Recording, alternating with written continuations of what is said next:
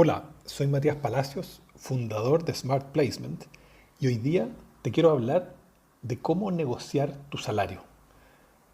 En el outplacement, negociar el salario es un tema primordial, porque sabemos la urgencia que tienen las personas de encontrar un trabajo y un trabajo bueno. No por nada, más del 80% de los alumnos que pasan por nuestros programas encuentran trabajo por la misma o más renta que la que tenían antes. Solo un 18% se emplea por menos renta. Déjame comenzar este podcast contándote un poco mi experiencia haciendo encuestas.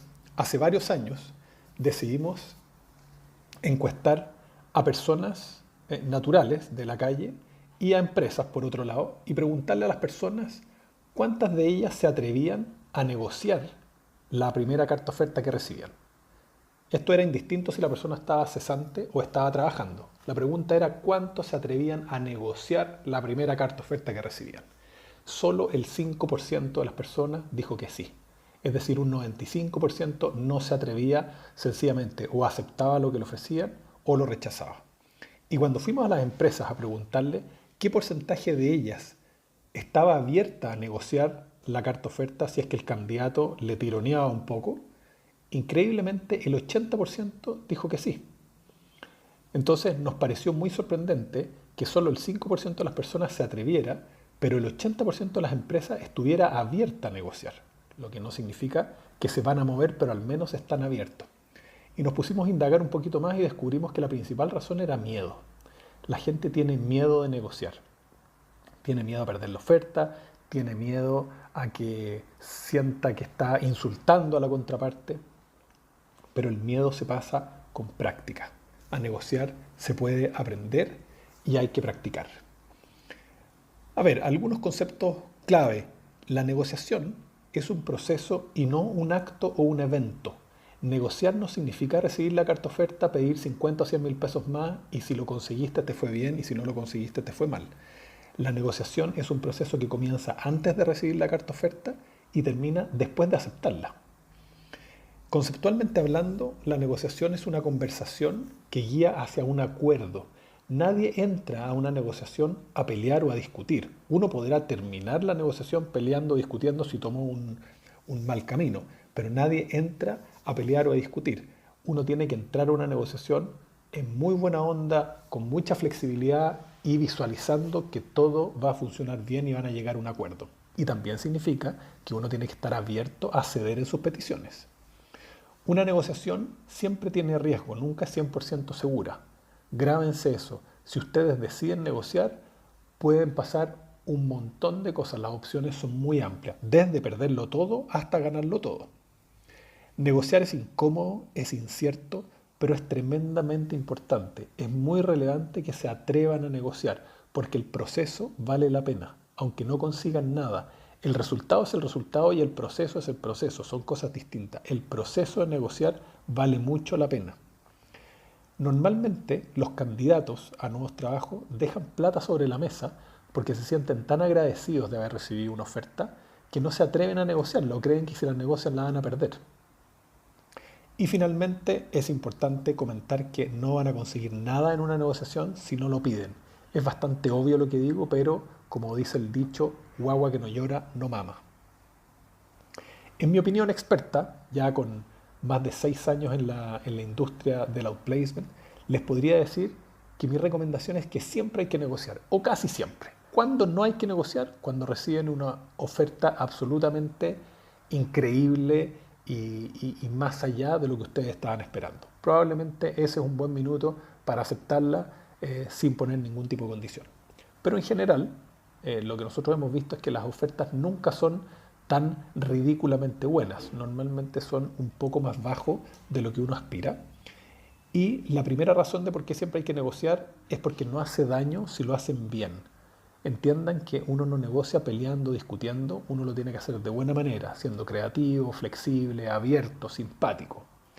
Lo segundo es porque podrían estar dejando plata arriba de la mesa que les vendría bien a ustedes y a sus familias. Muchas veces uno también dice, oye, pero ¿cómo voy a presionar por 100 mil pesos más? Porque 100 mil pesos a lo mejor en una renta, por ejemplo, de 4 millones, es un 2,5%. Uno dice, bueno, pero es que es ridículo este porcentaje. Y la verdad es que no, porque son 100.000 pesos mensuales, que a interés simple son 1.200.000 en el año, y eso es por todos los años que trabajen en esa empresa. Entonces no es poca plata. La recomendación acá es que si pueden empujar para tener esos 100.000 pesos más en su billetera, háganlo. Esto no es una invitación a que ustedes voten una negociación porque no les dieron los 100.000 pesos. Pero si tienen espacio para tironear y quedarse con esos 100.000 o 50.000, háganlo porque les va a venir bien. Y lo tercero y lo más importante es porque negociar muestra habilidades comunicacionales y ejecutivas que son siempre bien valoradas por las empresas.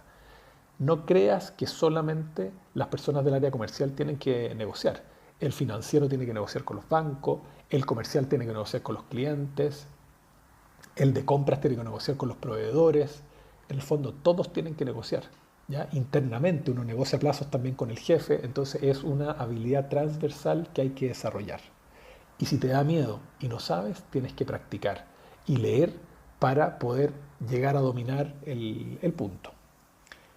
Ahora, toda negociación tiene elementos básicos, que son 4. El primero es la información. El que tiene la información en negociación tiene el poder. Grábense eso. Si tú tienes información, tienes el poder. Por lo tanto, cada vez que negocies, preocúpate de manejar la mayor cantidad de información posible. Los beneficios que tiene la empresa, los sueldos, en el fondo, cuántas vacaciones hay, etcétera. Pregunten. Cada vez que estén postulando y estén negociando, averigüen en LinkedIn, en Internet respecto a esa empresa. Traten de hablar con gente que trabaja dentro o en la competencia. El segundo elemento básico es el tiempo. ¿Quién tiene el tiempo a su favor o en contra? Acá nosotros recomendamos que si llevas mucho tiempo buscando trabajo, no lo reveles, porque eso podría jugar en tu contra.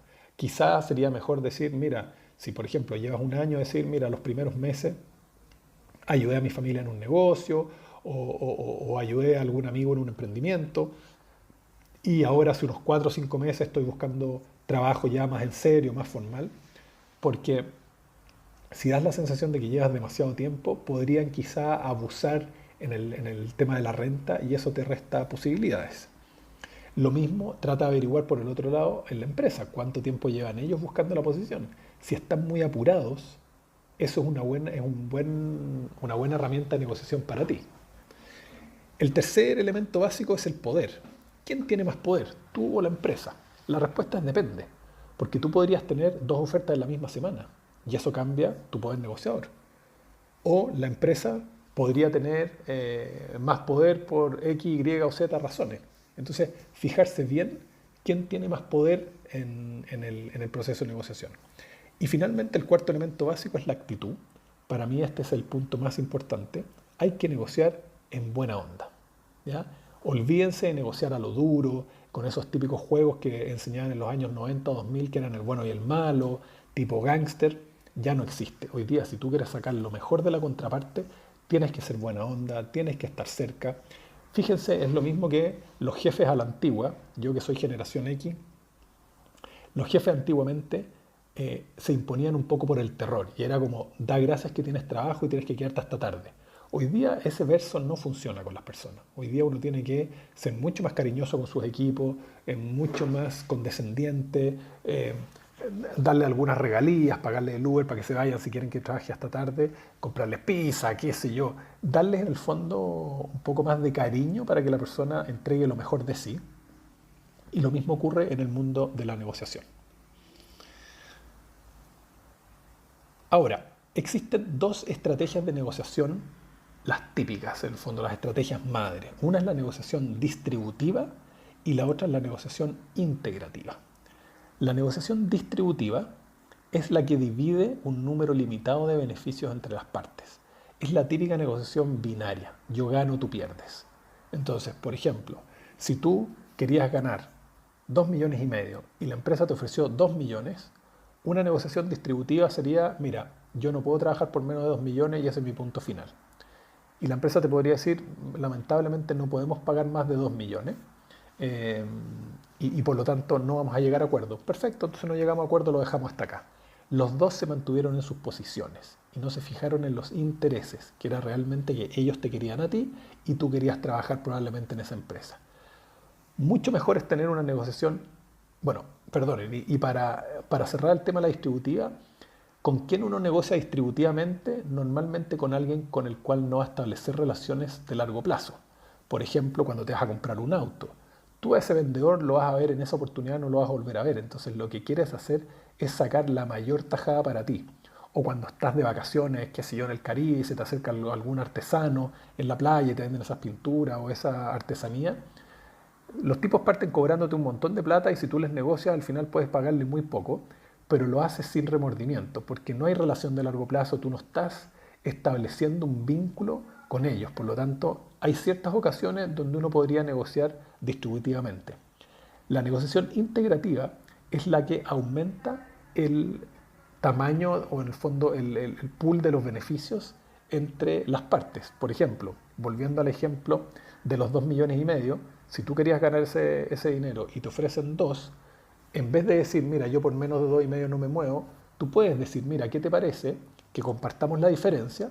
Hacemos un esfuerzo adicional los dos, compartimos la diferencia, pero tú me ayudas a pagar, por ejemplo, clases de inglés o me ayudas a pagar un diplomado en no sé qué, o me pasas una camioneta de la empresa.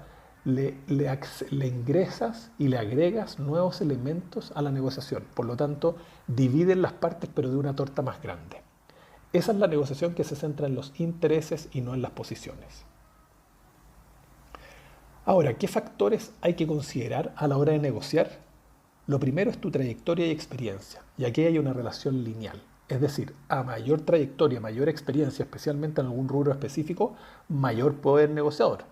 Mientras menos tú tengas, mientras tú seas más generalista o tengas menos experiencia, tienes menos manga negociadora. Por ejemplo, alguien que está recién salido de la universidad. Es muy poca la palanca negociadora que tiene, salvo que estudie en una muy buena universidad, pero lo que básicamente ofrecen los jóvenes son las ganas. El segundo factor es la industria en la que está la empresa. No es lo mismo negociar en minería que negociar en una inmobiliaria. No es lo mismo negociar en una empresa que factura 500 millones de dólares a una empresa que factura 20 millones de dólares. Hay que fijarse. En todas las empresas hay gerentes comerciales, gerentes de finanzas. La tarjeta dice lo mismo, pero el valor del rol no es el mismo. Por lo tanto, hay que poner atención. Eso significa que ustedes no debieran tener un solo precio en el mercado, nunca. Cuando te pregunten tus pretensiones de renta, siempre es depende. Nunca es un número, ¿se fijan? Porque en el fondo va a depender. Si a ti te llaman para gerente de finanzas una empresa de 500 millones de dólares o una minera, no puede ser lo mismo que te paguen en una inmobiliaria que factura 20 millones de dólares, aunque el cargo se llame igual. El tercer factor a considerar es la locación. ¿Dónde queda la empresa? Es muy distinto trabajar a 10 cuadras de tu casa que trabajar en otra región o trabajar en una comuna que te demora 1 hora y media en llegar y tienes que pagar, no sé, 150.000 pesos en tag. Eso influye en la calidad de vida e influye en los ingresos. Y el cuarto punto son otros beneficios más allá del sueldo. Eso también influye. Es muy importante que se graben en la cabeza que uno cuando negocia se fija en tres grandes temas. El primero es el proyecto o el desafío por el cual está ahí. Lo segundo es la renta mensual y lo tercero es el paquete de beneficios. Ninguno de ustedes, de los que está escuchando hoy día, trabaja solo por dinero. Porque yo les podría decir, imagínense un dinero muy bueno, un sueldo muy bueno, pero en un trabajo horriblemente fome, con muy mala calidad de vida, no lo van a tomar. Entonces ustedes no solamente se mueven por dinero, es más, hay mucha gente que está dispuesta a trabajar por menos plata, pero en un trabajo que sea más desafiante y más entretenido. Entonces, cuando ustedes evalúan un trabajo, primero evalúan la calidad del trabajo, el desafío, si es intelectualmente entretenido, después es el dinero mensual y después también influye el paquete de beneficios. Entonces, estas tres cosas se mueven en conjunto, no son independientes. Yo personalmente no estaría dispuesto a tomar un trabajo muy bien pagado, pero que sea fome y que tenga malos beneficios. Pero quizás sí estaría dispuesto a tomar un trabajo que sea un poquito más mal pagado, pero muy desafiante intelectualmente y con un buen paquete de beneficios. ¿Me entienden? Entonces, cuando les pregunten cuáles son sus pretensiones de renta, es una pregunta bastante injusta, porque si no tienen toda la información, es muy difícil decirlo. Y ahí nuestra recomendación es que den un rango, y den un rango amplio, justamente para guardarse manga de negociación.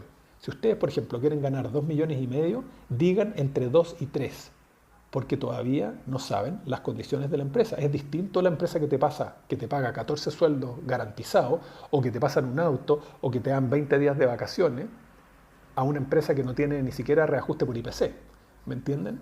Entonces es muy típico que te llaman y te dicen, oye, te estamos llamando para un cargo X, ¿cuáles son tus pretensiones de renta? Es muy difícil responder. Entonces traten de explicarle al reclutador o al entrevistador que ustedes tienen un rango, no una cifra exacta, y que en el fondo no se quieren amarrar a ese rango, sino hasta saber un poquito más de información de la empresa. ¿Cuándo es un buen momento para empezar a negociar o hablar de dinero en un proceso? Lo más tarde posible. Intenten, yo sé que es difícil, pero intenten esconder su número, ¿ya? No mostrarlo tan claramente, porque eso lo que va a hacer es filtrar y limitar sus posibilidades. Lo que en realidad uno quiere en un proceso de entrevista es que se encanten, se enamoren de uno y ya al final hablemos de plata, cuando sean menos candidatos. Entonces, para ir finalizando, grábense en piedra en la cabeza. Nadie trabaja solo por plata, ni siquiera ustedes. Lo otro es que nadie tiene un solo valor en el mercado. Tu sueldo anterior era solo un punto de referencia. Puede que en tu empresa anterior te pagaban muy bien, puede que te pagaban muy mal. Entonces, el decir, quiero ganar lo mismo que en mi trabajo anterior, en realidad no aplica, porque podrías estar dejando plata sobre la mesa si es que, por ejemplo, te está llamando una minera o te está llamando alguien del mercado financiero. Y finalmente, cuando eligen un trabajo, se fijan en tres grandes cosas: el desafío, la renta mensual y el paquete de beneficios. Entonces, nunca más, fíjense que incluso cualquier producto, si ustedes van y compran una bebida, una Coca-Cola de 591 ml en un supermercado o en una tienda de conveniencia, los precios son distintos. Entonces, ustedes tampoco tienen por qué tener el mismo precio. No se preocupen de eso, y por eso es que les sugerimos que den siempre un rango. Y no un rango entre 2.2 millones y 2.4 millones. Den un rango amplio. Si ganan poco, den un rango unos 600.000 pesos. Y si ganan más, den un rango 1.000.000 de pesos. Porque de nuevo, eso está sujeto a los bonos, a los beneficios, etc. Y finalmente, lo que les decía, todo hoy día se puede negociar, todo lo que sea razonable. Ya se pueden negociar bonos, se puede negociar un contrato a plazo fijo, se puede negociar los costos de reubicación si es que te mueven, estacionamiento, gasto de celular, podrías pedir más vacaciones, podrías negociar flexibilidad horaria o home office hoy día que está muy de moda.